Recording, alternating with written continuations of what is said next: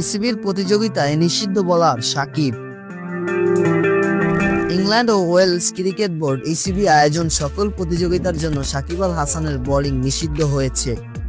3 মাস আগে কাউন্টি ক্রিকেটে তার অ্যাকশন প্রশ্নবিদ্ধ হওয়ার পর পরীক্ষায় পাশ না করায় এই শাস্তি দিয়েছে ইসিবি।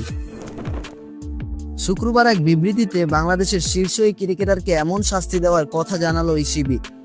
আন্তর্জাতিক ও ঘরোয়া ক্রিকেট মিলিয়ে 20 বছর ধরে ক্রিকেট খেলা সাকিব এমন পরিস্থিতিতে পড়লেন প্রথমবার। ইসিবি জানায়, চলতি মাসের শুরুতে লাভবারো বিশ্ববিদ্যালয়ে স্বাধীনভাবে সাকিবের বোলিংয়ের পরীক্ষা নেওয়া হয়। এতে তার অ্যাকশন অবৈধ বলে ধরা পড়েছে। গত সেপ্টেম্বরে কাউন্টি চ্যাম্পিয়নশিপে সারের হয়ে টরন্টো সামিরসেটের বিপক্ষে একটি ম্যাচ খেলেন সাকিব। 13 বছর পর কাউন্টিতে ফিরে 2 ইনিংস মিলিয়ে 63 ওভার বল করে নেন 9 উইকেট। ম্যাচ চলাকালীন চেকিংয়ের জন্য কোনো নো বলে ডাকা হয়নি তার বলে। এই ম্যাচ খেলার 2 মাস পর জানা যায় সাকিবের অ্যাকশন সন্দেহ করে রিপোর্ট জমা দিয়েছেন 2 আম্পায়ার। এরপর প্রক্রিয়া অনুযায়ী তাকে বোলিং অ্যাকশন পরীক্ষা দিতে বলে ইসিবি। চলতি মাসে ইংল্যান্ড গিয়ে লাভবারো বিশ্ববিদ্যালয়ের ল্যাবে পরীক্ষা দেন এই তারকা। তাতে এসেছে বিস্ময়করভাবে নেতিবাচক।